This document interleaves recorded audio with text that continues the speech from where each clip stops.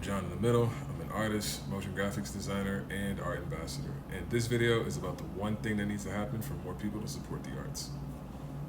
There's a quote by Mark Twain that says, there are only three real American cities.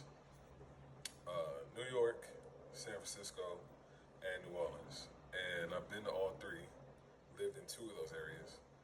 And I think what I really enjoy about those places is like the architecture is really different from any other place I've ever been. I think it's because when those city plans were drawn up, or like when those buildings or houses were created, or there was no algorithm, right? So like cities had an opportunity to have a personality. It's as if like each place has a distinct like flavor. Places, and this isn't just limited to like architecture, but like cities, architecture. We have issues like we do with architecture, like I just expressed, because art is not valued, right? Because if it were, you would have creatives that are involved in city planning, for example, or urban development. Then the question becomes, why is art not valued enough to be considered in something like urban planning or city development or architecture, for example?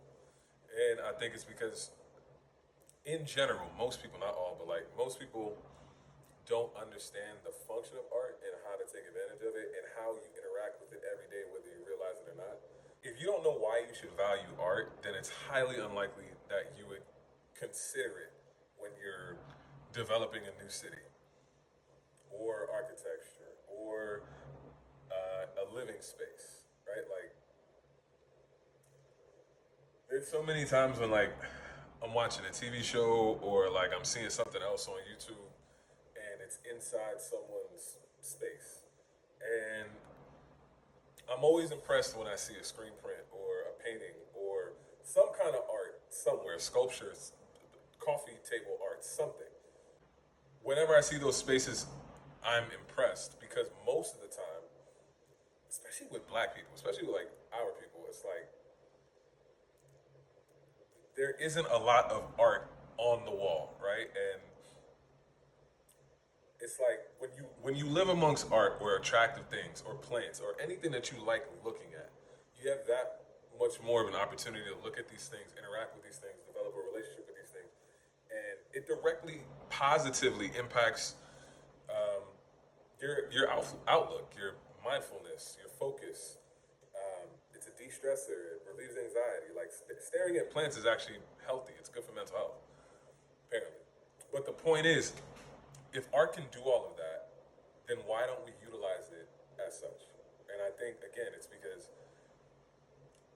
there hasn't been enough investment, not necessarily in arts education. And I'm sure you've heard that before. Like, we need more arts education. I'm not necessarily saying that as much as I'm saying we need more society-wide arts experimentation. Recorded examples of how art can benefit people.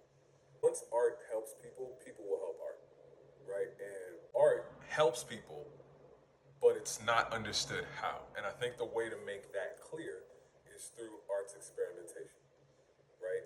Investment in arts experimentation. Like, I think for art to be utilized more in a way that benefits all of us, art needs to be treated like science.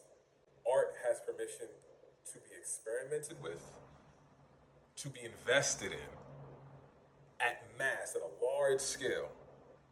And the experimentations are not just for experimentation's sake, but they're experiments having to do with art where we're looking for ways to utilize art to help masses of people, right? So once art helps people, people will help art.